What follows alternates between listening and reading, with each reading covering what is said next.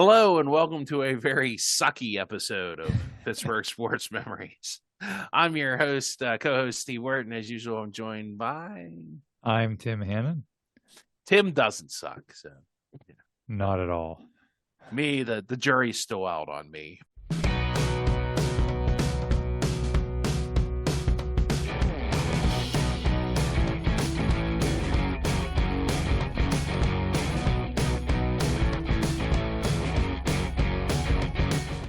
Anyway, today we're going to go over coaches that were not very good, and they are all Pittsburgh sports history. There's been quite a few, surprisingly enough. Hey, what happens? It happens to the best of us. So, they came, they saw, they sucked. Some were here for longer than they probably should be. Some were here for a very short time, which is probably all they were necessary.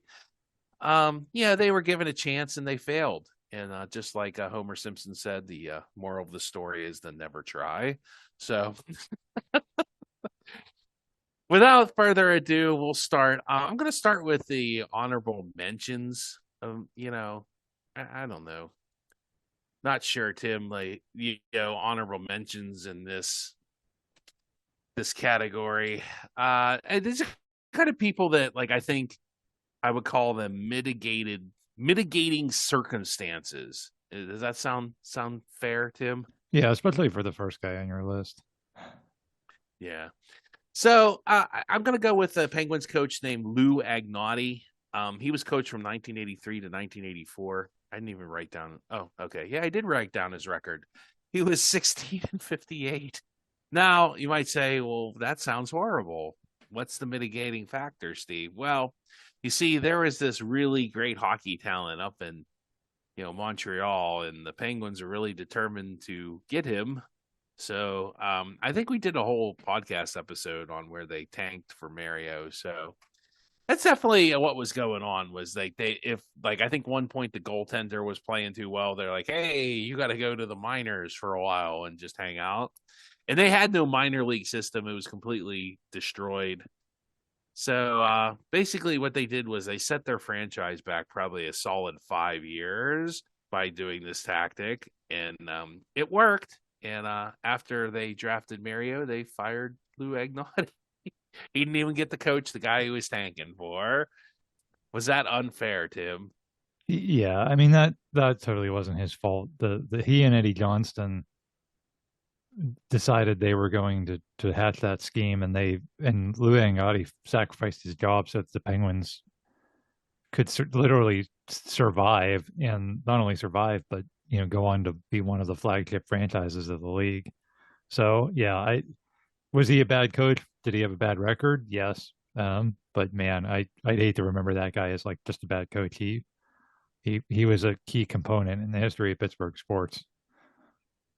Yeah, I mean, it's kind of like unfair to blame him totally for this since they were trying to lose, but it's kind of unfair also that they at least didn't give him like a chance. Why didn't they just give him a chance to, hey, see what he can do? We're going to rebuild the franchise. Let's get rebuilding. But that job fell to another person, although Eddie Johnson got to stick around. Why did, although they said what teams are offering him like their whole draft and stuff, weren't they? To get They Mario. were, yeah, they were. So next up, honorable mention is Craig Patrick. And you might say, well, Steve, Craig Patrick's a general manager. And I would say you are correct. But there were 2 times in his career where he had to be the head coach. And both times he was mid-season replacement. And one, I would say, was more successful than the other. In 1989-90, they had fired their coach, who will also be on this list. And he was a mid-season replacement. The Penguins just missed the playoffs, but they really slumped towards the end of the season. And I think that's the year like they had to win that game in Buffalo. It was, and Mario got hurt that yeah. year too. That's the other reason that they slumped, is because Mario had started having the back issues and missed a bunch of games at the end. So, I mean, Craig Patrick, great GM. I mean, and then in 97, he filled in after they fired, I guess, Eddie Johnston. They actually had Eddie Johnston coaching. Yeah. And they fired him and kept Craig Patrick just came down. He actually got them into the playoffs where they lost in the first round. So, but that was another year where they kind of slumped off. 97, they kind of slacked off at the end of the year, and that was before. I want to say before Kevin Constantine. So Right. That was yeah, the year that really the only thing that got them into the playoffs that year. Yager, Well, bro. and they had called up this goalie Patrick Lalime, Yeah, who had this like stretch where he won like I forget what it was. He like 10, 11 games or in a row or something, and that's the only reason they yeah, squeezed into the playoffs, but they weren't very good. yeah. So I mean, it's probably two guys. It's kind of unfair. Craig Patrick really isn't a coach, although he's kind of like not favorably portrayed in the Miracle movie, the Miracle on Ice movie. You ever notice he's kind of like portrayed as like a goofball, like but He's kind of like the foil for Herb Herb Brooks, Brooks. Yeah. yeah. But I mean, I don't know. Craig Patrick was very good, so Yeah. I don't know. Yeah. Whatever.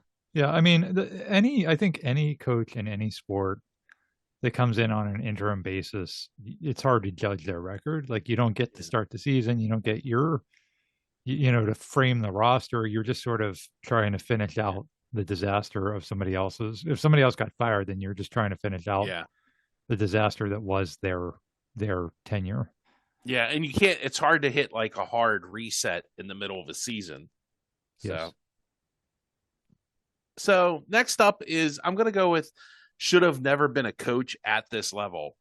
Some people, it goes this way in life. Some people are just better at a smaller stage or a smaller area. Like maybe they work better at a small business or not on the main stage. They're a better person like that. So, this kind of falls into this. A guy named Mike Johnston, and we can never remember this guy's name, Tim, because he was coach from 2014 to 2015. I did not write down his Yeah, one record. season. He was only coached for one season. Yeah, let me. I Well, mean, I think his a little over one season because and they they fired him the did next season. they did make him they did make the playoffs. That was the year they lost to the Rangers. Yeah. Yeah, and he was 58-37, so he had a winning record. Anyway, they got into the playoffs as an 8 seed loss to the Rangers, and then he made it into the next season, and they had hired a guy named Jim Rutherford.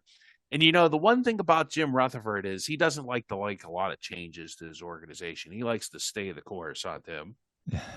Or he could be the exact opposite, which he is Yeah. the exact opposite. Yes. He likes to make lots of changes and trade people just for trading people. And so they had a slow start to the season. Rutherford fires him, and he actually hires Mike Sullivan. So there you go. And they said it wasn't a good fit for the talent they had. He wasn't getting the talent that what they felt that should be getting out of the talent. And actually it was a perfect move because then Mike Sullivan goes on to get exactly what they want out of the talent they have, and they end up going to win back-to-back cups a year or two later. So, and I think that's what makes that guy like even a worse forgettable. coach. Yeah. Well, even a worse coach because it wasn't like, okay, maybe maybe the roster wasn't that good. The roster was good enough to win the next two Stanley Cups, and he was just not, he couldn't get out of them when he needed to get out of them. Well, I think his system, he was the wrong system. Like, sometimes, especially in hockey and basketball, like a guy, even in football, like a guy doesn't really fit in with the coaching style or what did you say, philosophy that, would Patrick Mahomes be successful if Marty Schottenheimer was still the coach of Kansas City from the 80s? Right. So, Right. And yeah, I mean, you said that guy's forgettable. Even his name's Mike Johnston. It's like, it's yeah, just, yeah, could it be. might as well have been, John Smith. He's very successful. He coached in some team called the Portland Winterhawks, and I think he coached for a team in maybe Chicago, and has lots of success at the AHL level, I want to say. But at the NHL level, he's just not your guy. Nope. Next up is, I had mentioned him earlier, Gene Ubiaco. Well, he isn't quite the guy I was talking about. In June, they hire him to coach the Penguins. After a 10-week search, they searched high and low and considered Mike Keenan and all these Scotty Bowman, and they come up with this guy who was their minor league coach of the Baltimore Skipjacks, which is just a great name for a hockey team. So what happens is he when he was coaching the Skipjacks, he had this great record of 13-58-9. He was actually coming off the longest losing streak in like AHL history.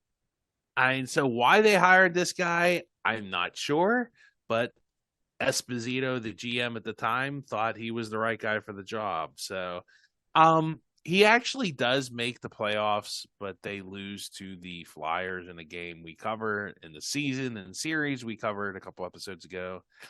And later that the next season, halfway through December, Tony Esposito and Ubiaco are both fired as the GM. Not a great hire. Ubiaco was 10-14-2 at that following season, but I guess they did make the playoffs the year before, which that was the first time they made the playoffs under Mario, and the first time they made the playoffs in, I want to say 6 or 7 years. So he did at least get enough out of the team where they could make the playoffs. So not sure why they hired him over like Scotty Bowman or even Mike Keenan.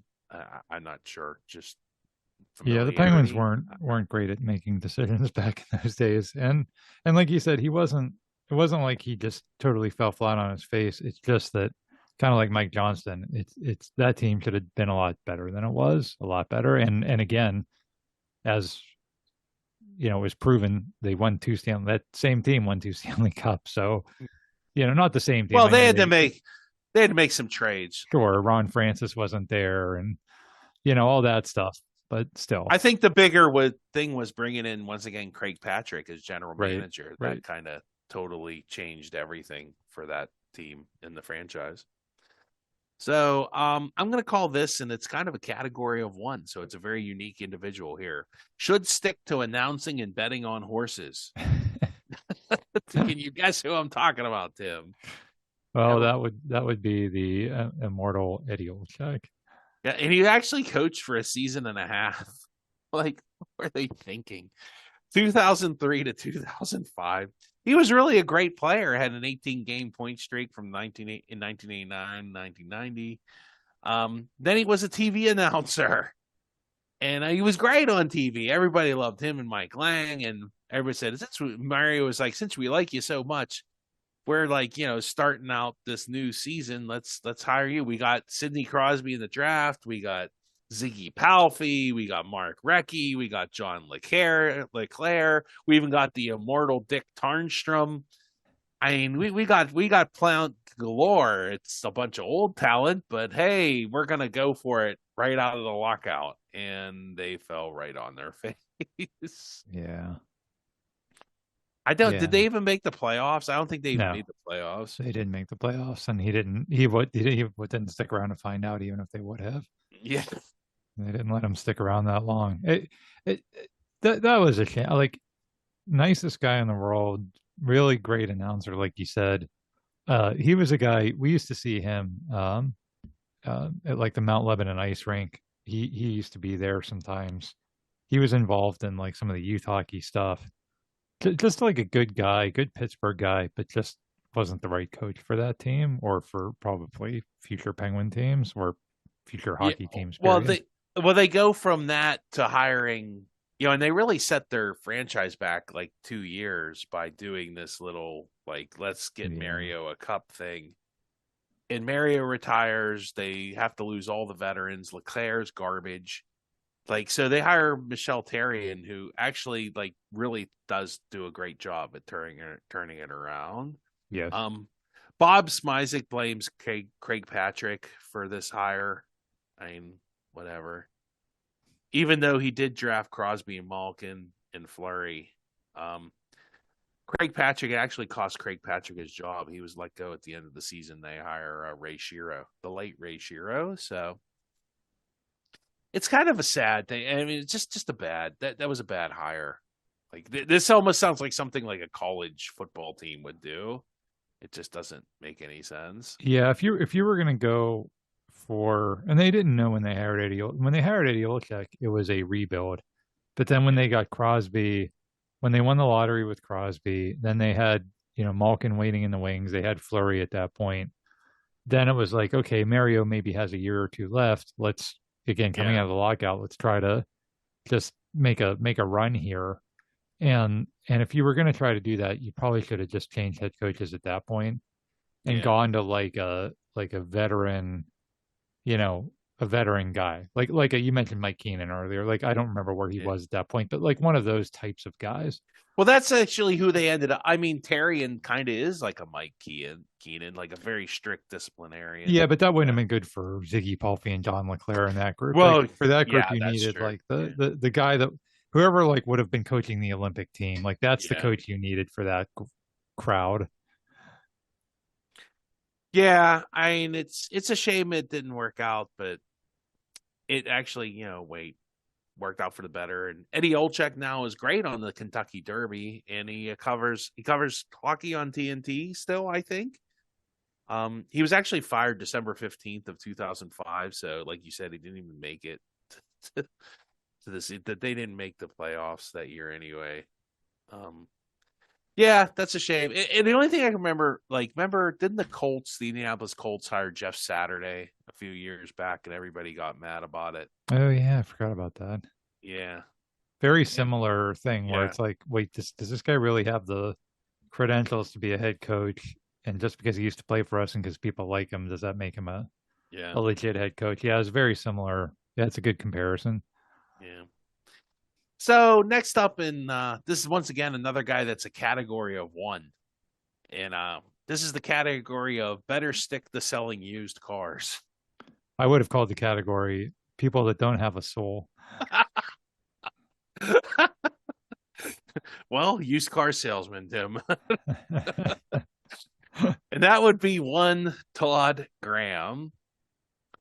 And I think both me and Tim are going to have a lot of venom and negative things for this guy. I don't know where to begin with him. So I'm just going to call him what he is. He was a carpetbagger. He just wanted to use Pitt. He had been at Tulsa and like Rice, like smaller Texas schools. And I think he thought he could like stay here for a year or two and jump to a bigger job, like a USC or a Florida or, like a bigger school. And unfortunately for him, he is not that good. Uh, he had 1 6-6 year at Pitt. And then at the end of the season, after a very mediocre season where the offense really wasn't that great, Tino Sinceri, who looked like he could be a good quarterback, regressed. He talks to Arizona State because that's kind of like where he's from. Well, that was the excuse. Remember, his wife was supposedly had Yeah, relatives in whatever. Arizona. And he didn't get permission. Like, I guess you're supposed to say, "Hey, I'm gonna talk to this other people. Can I do that?" And then like when Steve Peterson, the other people would try and call him, he just ignored their calls. And so they were like, "Okay, we're just gonna let you go," and it didn't matter because he was gone anyway. And then what was even worse was he told the players via text, like he didn't even have the balls to go in and say, "Hey, I'm going to another job. Good luck with the rest of your careers. I wish you the best." No, nothing like that. He didn't even send the text himself. He asked one of his Oh, assistants that's right. Yeah, and to he send the told, text for him, like, "Dear players, I am leaving. We'll miss you. yeah. Bye." And then like the year before, like he had an assistants going to West Virginia, and he called them mercenaries, and it was kind of like, oh, the pot calling the kettle black. I actually read in the paper that staff at the practice facility called him an arrogant man, and it was like, it was like, I forget what the headline was, like the end of the arrogance or something, and like I guess he didn't like sharing the facility with the Steelers, and he like literally hated it so much that he would force the staff to bring the food over to the Pitt side of the, because it's like the Steelers have their own little side, Pitt has their side, but there's a cafeteria in the middle, and then normally they take turns using it, but sometimes not. They can have, and you would think that would be a really cool recruiting tool. I would think, like, hey, you get to have like lunch right next to Ben Roethlisberger, or Mike Tomlin, but they just like it was so, yeah, the title of the paper was Goodbye to Arrogance. So he made them like, he hated the fact he had to share a facility with the Steelers. He just hated everything about Pittsburgh. His offense was mediocre. The title of the paper was Goodbye to Arrogance. Pitt wide receiver Devin Street called him a liar. And then he goes to Arizona State and has a very mediocre career. His biggest win at Arizona State was beating Duke in the Sun Bowl. Really? He did nothing. He had a couple 9 or 10 win seasons, but that's like, he really doesn't do anything. I think he beat UCLA one time or during the regular. He does nothing. The guy was, and then like, I think what really bothered me too was like, he tried to like come up here and like use like religious stuff, like to recruit people, like, oh, I'm, a real big believer in this or that. And it's just like, you're just such a fake. He was such a fake. I couldn't stomach him. I mean, like you said, Tim, he just had no morals or no, he just was the worst of college coaching on all fronts. Yeah, that's a good way to describe it. I mean, he also came here selling that he had this, it was called the high octane offense. And it was mediocre. Like it was the same. Yeah. Ugh. Yeah, there was nothing like he wasn't an offensive wizard. You really thought when he came here, like, oh man, I can't wait to see this offense. This is going to be really fascinating. And it wasn't. They lost a game that year. I can't remember which game it was, but they had like a huge lead and they allowed the other team to come back because they kept running like no huddle. Because Yeah. that's really all it was. It was just a hurry up offense. There was nothing really that clever about it. So he was a mediocre coach. And the other thing was in those days, like college football is so different now with the NIL and the transfer stuff. But in those days, you recruited kids. Well, the kids couldn't transfer. Remember, they had to stay there. If they transferred, they had to sit out a year. Well, yeah, Yeah. and when you recruited kids, it was like, hey, most of the time it was to come to the school to play for, the Yeah. entirety of their college career. So he's selling them. He sold all these recruits on a bill of goods that, hey, we're going to build this thing together. We're going to have this high octane offense. And then he doesn't even stay through even one season. And then, like you said, he doesn't even have the courage to stand up in front of his team and say, look, here's what happened. I took this other job. He has the assistant send them a text. That's so pathetic. Like, what kind of leader? You're a leader of men, of these young men, and you can't even sit there and tell them that you're leaving. I can't believe that Pitt got duped by him, Arizona State got duped by him, Tulsa got duped by him. Like all these schools got just duped by something. He must have been a really good talker in these meetings. I think the used car sale. Like he did this to Rice too. He was there for 1 year and he went to Tulsa and Rice literally wrote like a hate song. Like their band like wrote a hate song about it. I remember that because he did the same thing to Rice to get to Tulsa. So Yeah. he's nowhere now. I think he's like an offensive like assistant. Like he's just one of the, what do they call, like offensive quality control or something stupid. So he's totally out of football. And you know what? Football's for the better for it. Quite honestly, Amen. if he was in the pros, it wouldn't be that bad. But you couldn't do this crap in the pros. Like, yeah, I don't know. Well, and at least in the pros, again, that's and It's people again, are getting paid, and well, although kids are getting paid now too in college. I don't know. Like you said, well, I'm saying right. That's what I'm saying. Like now in college, that would be a little different of a conversation, but back then, that was just so scummy. yeah. Well, I'm glad he's gone, and it was a really bad Steve Peterson hire, and probably led to like Steve Peterson leaving. It So was a bad, yeah. It was a yeah, disaster, and like shame on Pitt for having he already had a track record at that point, yeah.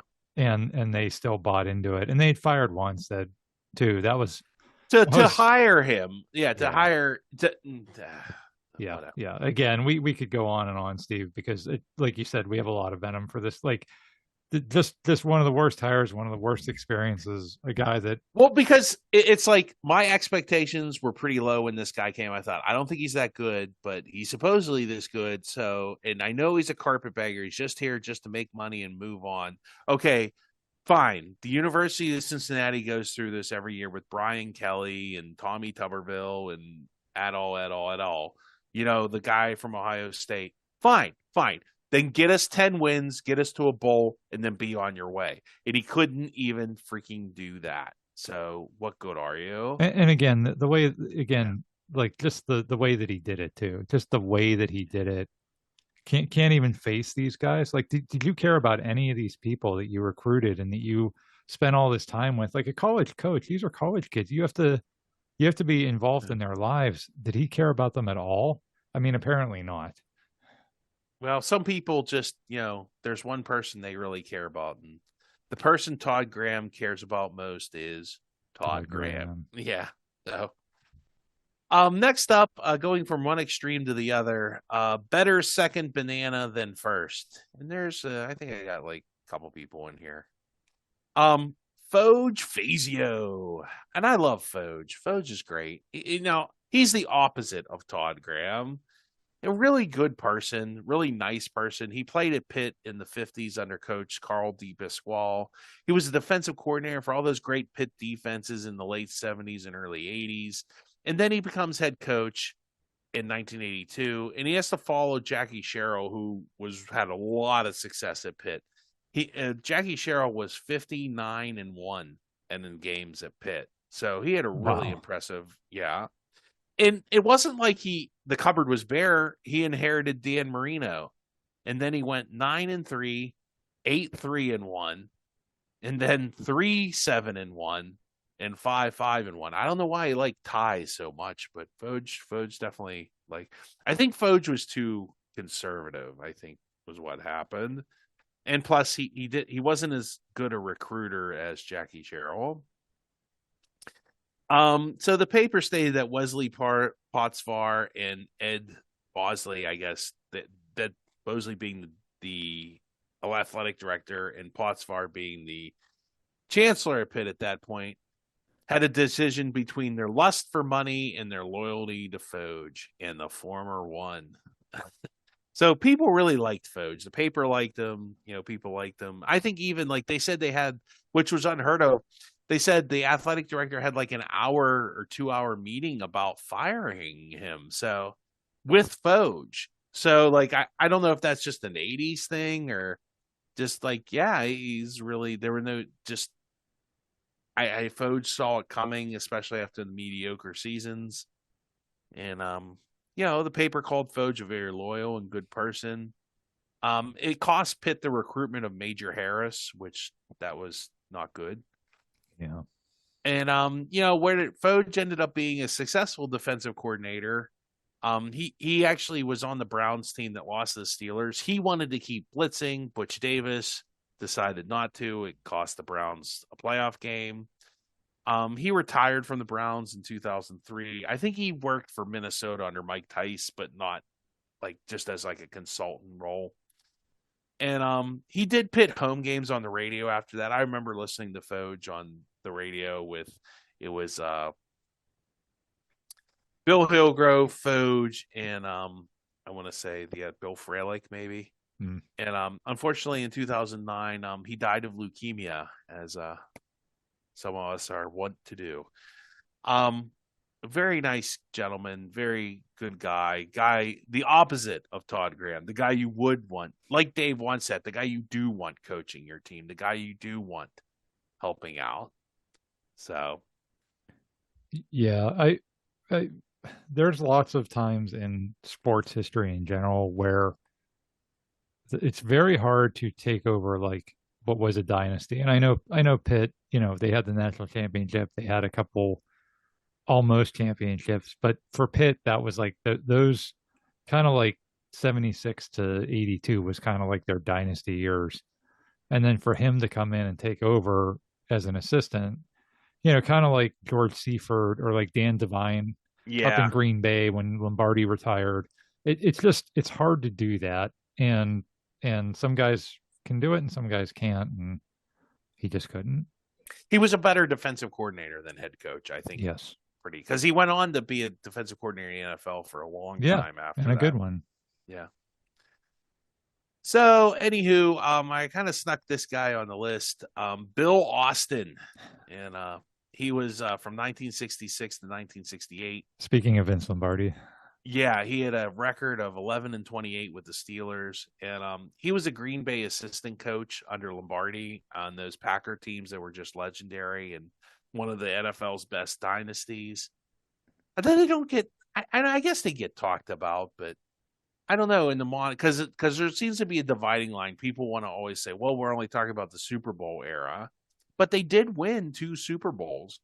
Did they win 4 in a row, or did they win 3 in a row? It was 3 in a row. 3. With so they 2 won of the them being Super championship Bowls. and Yeah. 2. So they're the only team to really, well, not only team, one of the few teams to win 3-peat. So Bill Austin, do you remember the story on how they hired him, Tim? It was, Yeah. You want me to tell that one, or?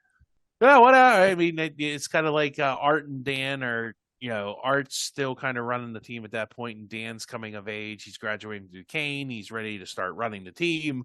And he goes, "Okay, Dad, we're going to, really put out a big search, and I'm going to, search the whole. We're really going to have real interviews." And the chief goes, "Oh, yeah, I talked to Vince. He has this great guy, Bill Austin. He's great. And if Vince says he's okay, he's okay. I already hired him." And Dan was kind of like, "Oh, what? I thought we were going to do it different this time." Yeah. Yep. Yeah. And talk about like nice guys who just maybe should have done a different job.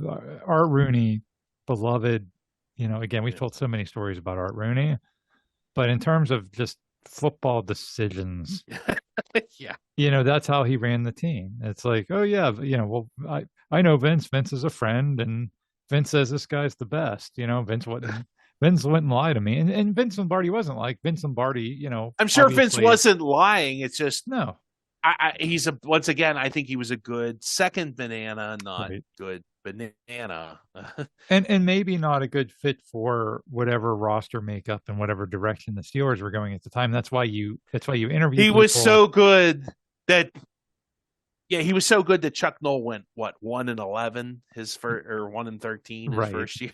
Right. Yeah. Yeah. I mean, so yeah, you have to, and again, Dan Rooney understood that. Like Dan Rooney wanted to modernize. He wanted to do a nationwide search. He wanted to like interview candidates and set up, whatever, a board, like figuring out who to draft. And his dad's just like running the team like it's still 1933, and oh yeah, this guy's a friend of a friend, so I'll just get him to do it. Yeah. So Bill Austin was fired, and they hired some other guy named Chuck Noll. How'd that work out? Yeah, and Bill Austin, kind of the asterisk, their answer to a trivia question, I should say, like who was the last time that the Steelers had a coach that was fired? Yeah, that was fired. Yeah. So next up, and I'm maybe being a little unfair to this guy, but he really rubbed me the wrong way. And it wasn't, so in 2014, Paul Chryst is left to go be the coach of Wisconsin. And he is an offensive coordinator named Joe Rudolph. And they had a pretty good offense. They had a great running game. They really, now it wasn't high octane, but it was a good offense, unlike Todd Graham. Paul Chryst actually knows what he's doing. So, he ends up coaching the bowl game that year because Paul Chryst is off doing Wisconsin things. And literally, do you remember this game, Tim? Like Pitt was leading by I want to say 14 or 17 in the fourth quarter. I thought it was 21. It might have been 21. Yeah. And Houston recovers 2 onside kicks. And do you know why the University of Houston recovered not 1, but 2 onside kicks? Yeah, it's because they had the wrong personnel out there. They put out a defensive lineman on the hands team. Why do you do that? Not once, but twice. You'll fool me once, shame on you. And then Joe Rudolph, after the game, takes no responsibility for it. He says, "Oh, I think our kids learned a lot today. They learned how to, take a loss in this." Yeah, because did you learn anything, Joe? I know you already got a job set up in Wisconsin, but that guy, I can't remember the name of the kid, the poor kid that it was the same kid twice. Cause Joe, it's the most frustrating. And I know this guy is a 1-game intern coach, but it was ridiculous. It was this guy never should have been coach. And to not even just take, hey, I screwed up. I'm sorry. I apologize to the team. It was our bad.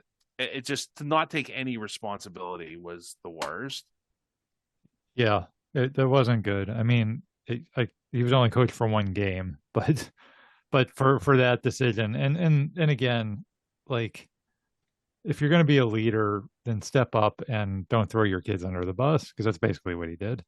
Yeah, yeah, it was a joke. So next up is the category of abject failure. And boy, do we got quite a crowd here. We got a lot of people in this category, Tim. Have you ever heard of Billy Meyer? I have. He was in one of our fun facts episode for a reason that I think you're going to talk about. Yeah, he's played on the worst team and managed the worst team in baseball history. In 1952, the Pirates have 42 wins and 118 losses, which is, I think, the worst in modern franchise history. I think there was a team in 1890 that was pretty bad, but they didn't play as many games. What happened? Ralph Kiner had an off year. So they did finish in last place with him. Branch Rickey was maybe kind of losing it a little. They shuffled a lot of people around. I don't know what else to say. It's one of the worst baseball teams ever. The only team that finished worst in modern that wasn't an expansion team was the 2003 Detroit Tigers. I mean, 42 wins, that's pretty tough to pull off. I mean, out of a 162 game season. His number is retired by the Pirates. Did you know that? Yeah, that's why he was in. That's why he was in our fun facts episode, and we talked about that at the time. Number one, yeah, his number got He's retired. apparently he was a very likable person and a very nice guy. Once again, nice guy, kind of finishing last. Here's another fun fact. Do you know who Norman Rockwell is, Tim? Yeah, painter. Yeah, he painted for this paper called the Saturday Evening Post. It's kind of like Americana. You've maybe seen his paintings in like your dentist's office or somewhere people that are kind of like stuff like that. So there's a famous painting of three umpires getting together to see if the game is going to be rain delayed. And it's called Tough Call. In the background of that painting, there's a manager arguing with the other manager, and that is Billy Meyer. So That's nice. fun fact, he's in a Norman Rockwell. He's really stunk at baseball, but it was in a Norman Rockwell painting. So Yeah, and retiring his number because he's a nice guy seems like a really odd. seems like a pirate thing to do. Yeah, yeah. So that's abject failure number one.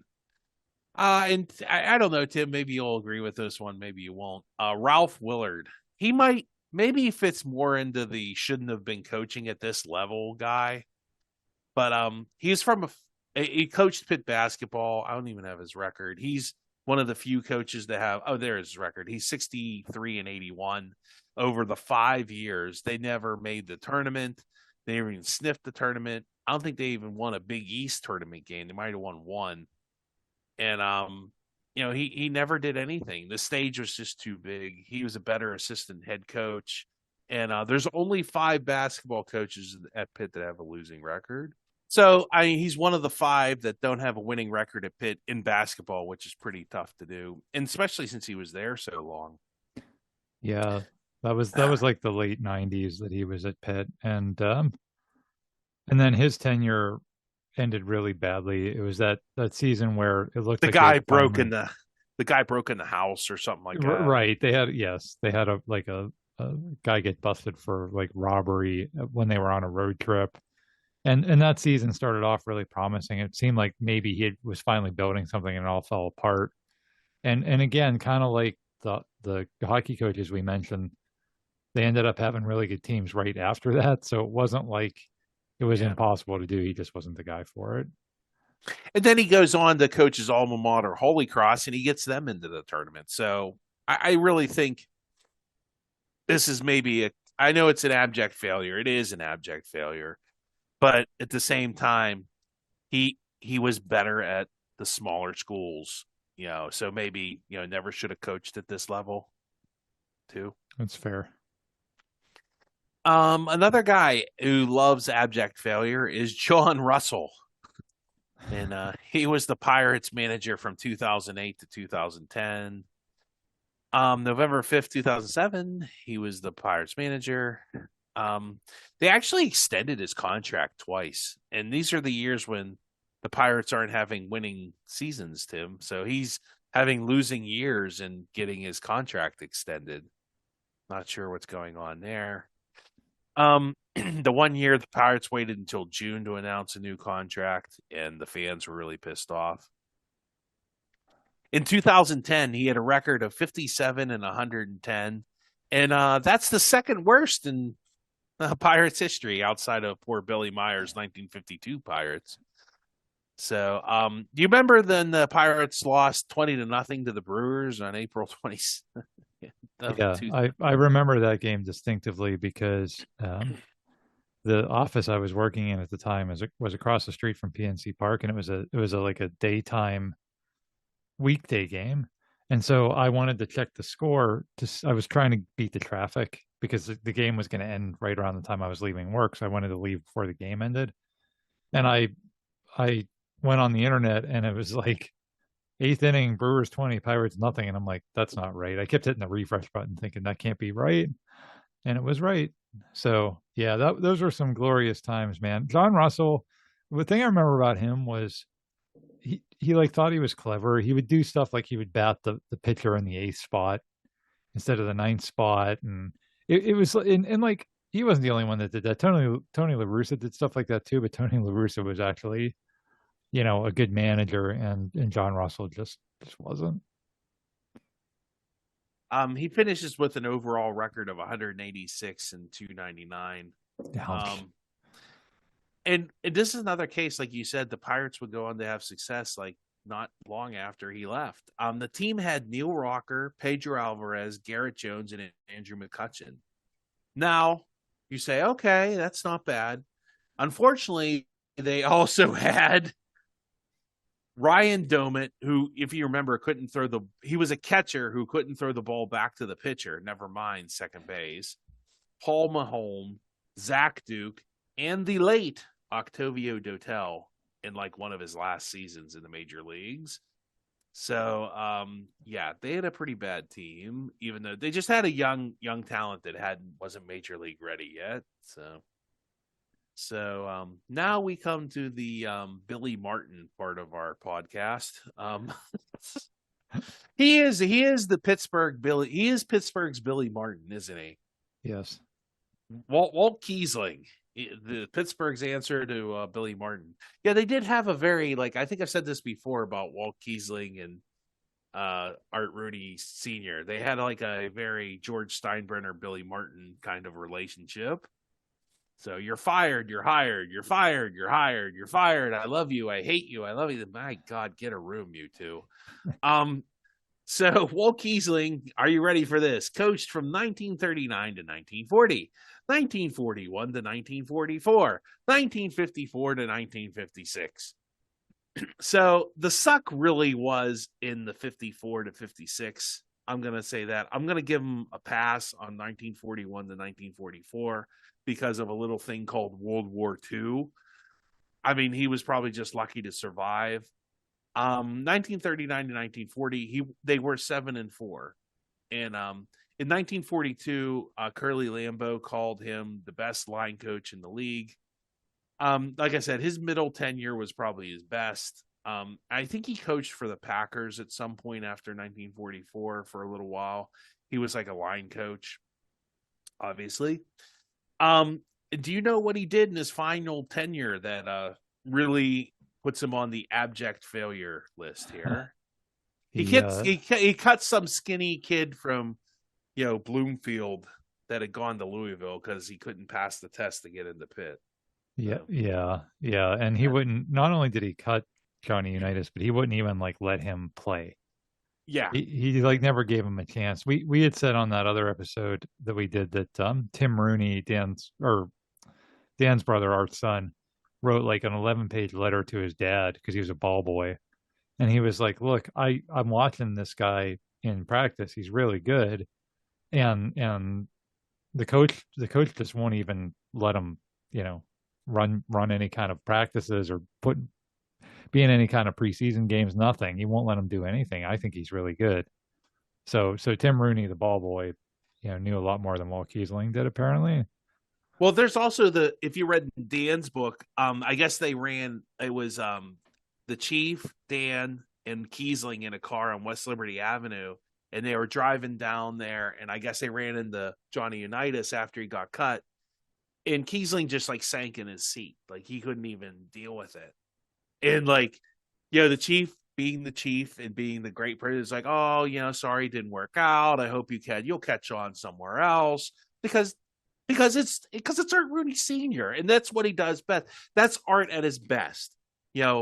Helping people out, encouraging people. Like, it's funny, he's so terrible at football, but he's such a great human being. So, Yeah. and that's probably more important than being good at football. But yeah, it's just, the Chief is the Chief, and you got to love him. Just don't let him make personnel decisions. But yeah, Johnny Unitas just goes to Baltimore and has a Hall of Fame career, wins NFL championships and all kinds of. Did he ever get a Super Bowl ring? Was he on the? I don't think he was on the Colts team that got a Super Bowl ring. He was on the Super Bowl 5. He was on that. Yeah. Okay. And why did Walt Kiesling last so long? I don't know. The Chief loved him. The Chief would never fire him. He was friends with him. It was kind of like the Bill Austin thing. Well, he's a good guy. I'm just gonna let him in. So I don't understand Walt Kiesling's tenure with the Steelers. And even after they fired him in '56, Tim, Kiesling was still had a job with the Steelers till the end of his life. Yeah, they never got rid of him. They just I think the guy after him was Buddy Parker, and if I remember correctly, I don't think they even really, to your point, they didn't really fire him. He kind of stepped. They mutually agreed that he would step aside as head coach, but I think that was honestly more because of his health issues than it was his track record. Yeah, and then they went from just incompetent to insane. Yeah, I will say this, at least Buddy Parker, as crazy as it was competent. He knew what he was doing. Oh, and he got a lot of wins. Yeah. A lot of wins. He had a really, for the Steelers of that era, he had a really good record. Now, he continued the tradition of cutting Hall of Fame quarterbacks. He kind of Mason Rudolph Len Dawson. Like, he just let him languish at third string, and then Len Dawson goes on to have a Hall of Fame career. So. Yeah. Yeah, but at least with that was after they had made the trade. But they had Bobby Lane, Bobby Lane, and they had Earl Morrall. So it wasn't like I don't even remember who the quarterback ahead of Johnny Unitas. It was nobody special. Right. So anyway, moving back to hockey, and a gentleman that, I mean, he maybe I have him unfairly on this list, maybe not. You could debate about this guy, a gentleman named Bob Barry.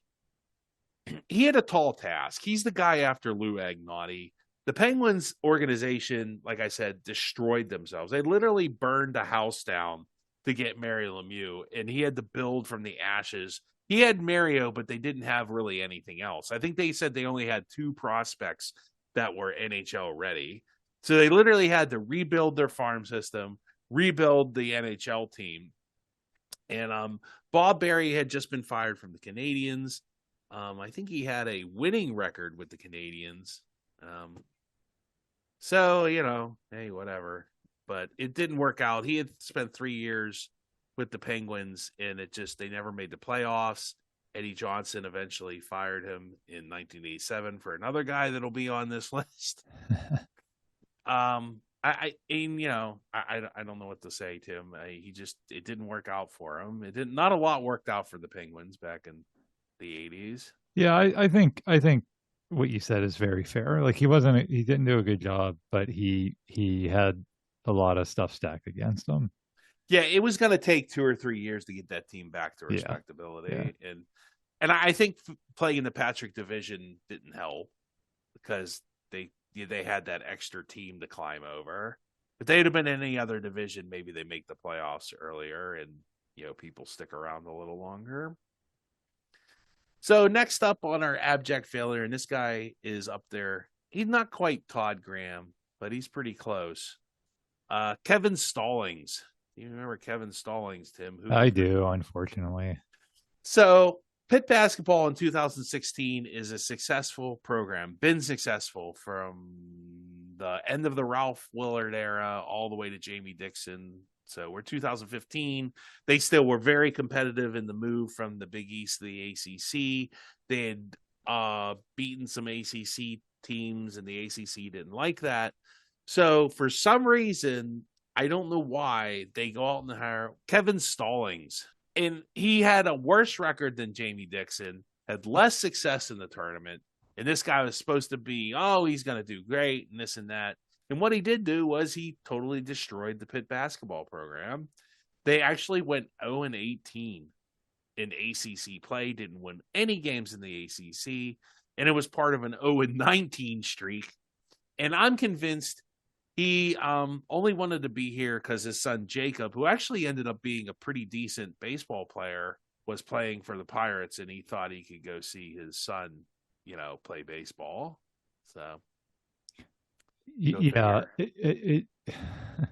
Pitt was in the tournament the year before, in 2016, and it's hard to like remember that, but Pitt was actually in the tournament that year, and that's when they I don't know, fire Dixon, or that's not the right word. Like Dixon left, but it was kind of like they pushed him out. Yeah. And then he comes in and just they go from being a perennial postseason tournament team to being just like the worst team, like you said, the worst team in the conference, literally. Yeah, and they I don't think they've still recovered. They have not recovered. No, not really. They I mean, and I think you might talk about the guy after him, but they really haven't. Next up is the guy after Bob Berry, a gentleman named Pierre Kramer, and he's definitely from French Canada. He only 1 year in the NHL. He has a winning record. He's one of the few coaches that only coached for 1 year and has a winning record.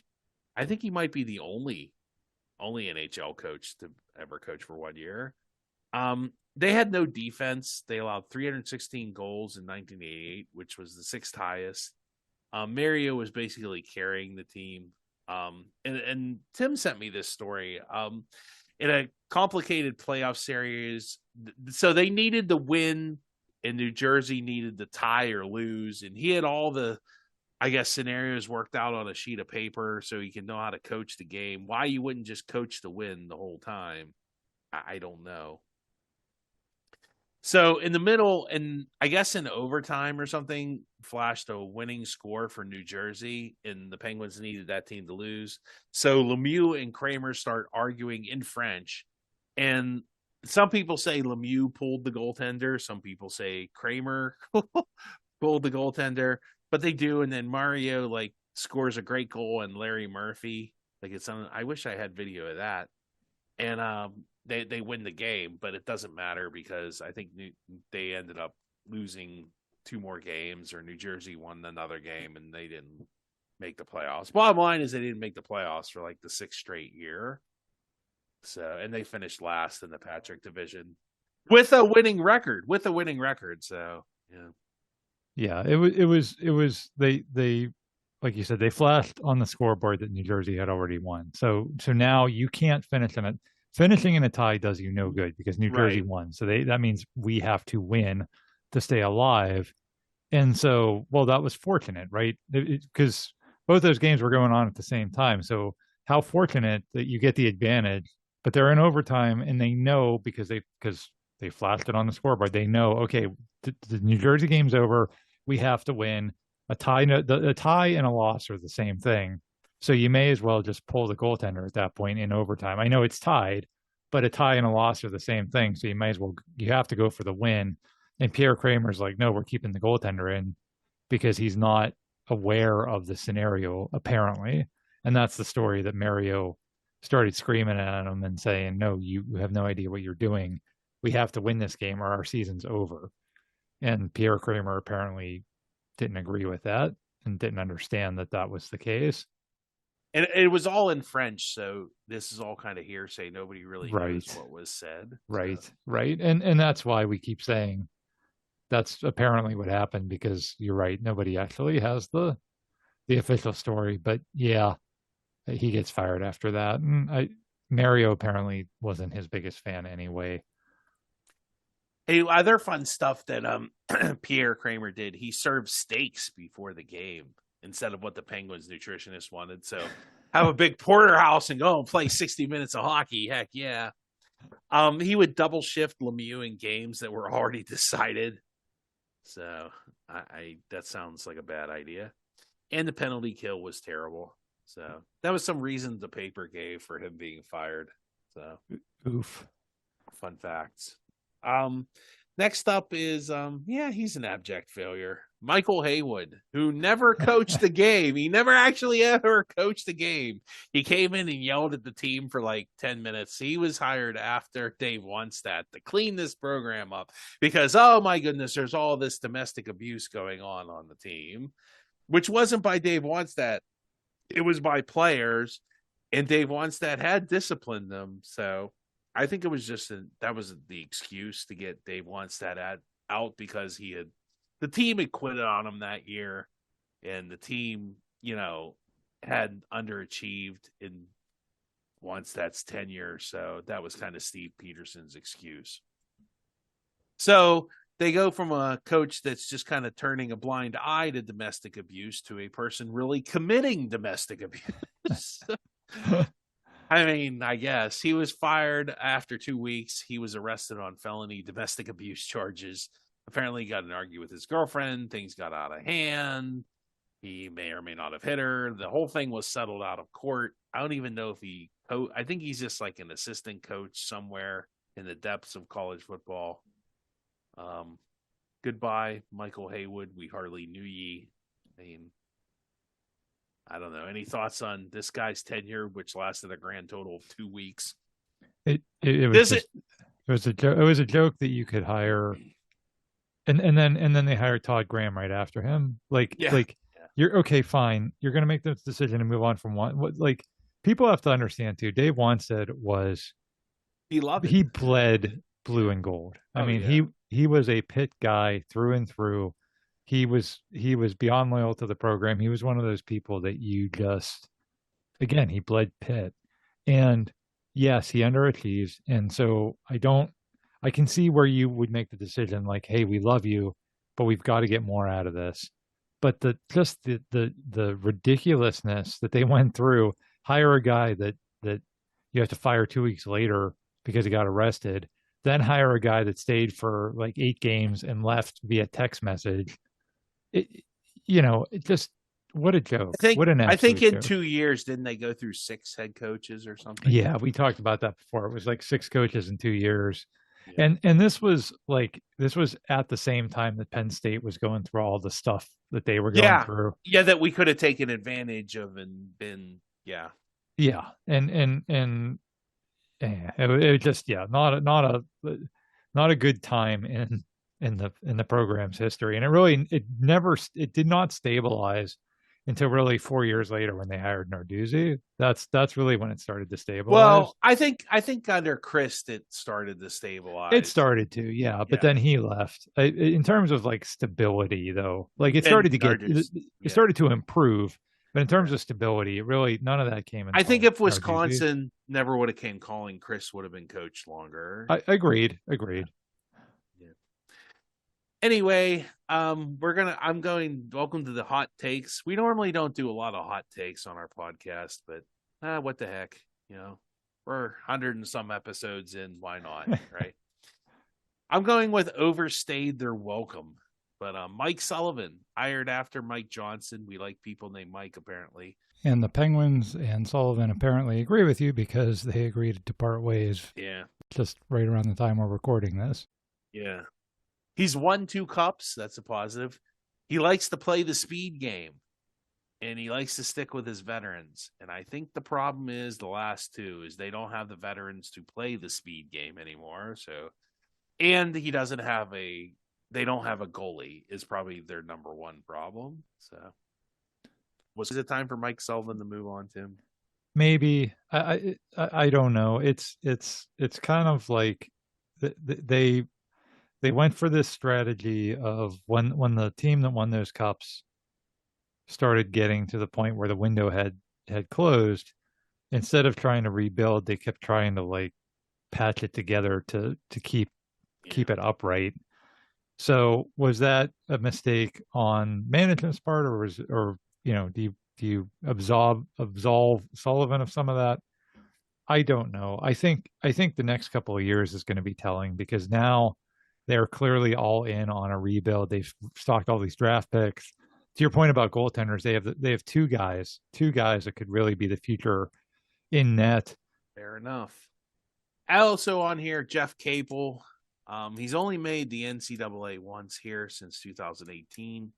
Has barely a winning record at Pitt. Really, even if you look back at his head coaching years at Oklahoma, he's only really had a good record twice. I think he fits into a better second banana. He's a second banana, not a head coach. And he's a better recruiter. He's a very good recruiter. Do you think the NIL has hurt? I think the NIL has hurt him. So I don't know what the fix for Pitt basketball is, but It wasn't like he was a great coach before that, though, to be fair. he was a good assistant. He's a very good Sure, assistant. he was and he came from Duke. He came from Krzyzewski. Yeah. I have been surprised that they stuck with him as long as they did, and I thought that was all Heather Lake, but then they fired Heather Lake, and he's still there. So it's not like he has like, at least Mike Sullivan has 2 Stanley Cups. What has Jeff Capel ever done? Like you said, 1 tournament appearance. That's not a whole lot. Yeah. Well, I don't know if those two guys suck, but I wouldn't say they suck. They probably just overstayed their welcome. So if we're doing hot takes, Steve, there's one guy that you didn't put on that list. Who did I miss? Who coaches the Pittsburgh Steelers currently? I think it's hard to. Yeah, he might be an overstayed the welcome kind of guy, Mike Tomlin, but he probably has. I mean, you could almost say the same thing you say about Sullivan, about him. Stick with his veterans. Doesn't have a quarterback. Doesn't have the most important position on the field filled. Goaltender in hockey and quarterback in football are kind of like, you can have a lot wrong, and if you have those 2 positions right, you're going to be at least competitive. And the Steelers made the same mistake as the Penguins, where let's just keep trying to patchwork together a team so that our vet, in this case Ben Roethlisberger, and in the Penguins case Crosby, Mulligan, and Letang, so that those guys can maybe squeeze out one last run, and that really failed both of those franchises. So do you blame the coach for that? I mean, the coach is part of personnel decision making, but he's not the general manager. He's not ownership. Maybe it's a group decision. Yeah, I just think both cases, sometimes it's better to kind of burn it down a little bit and start over. But sometimes I've seen teams burn it down and they never recover. So I guess it depends on who's controlling the recovering. This is kind of an unprecedented time for stability in this town. I mean, you figure Narduzzi's been there since 2015, Tomlin 2007, Sullivan 2015. Capel, what did you say? Capel 2018, 2018. And then, the Pirates, I could care less. I don't know how long Shelton's been there, but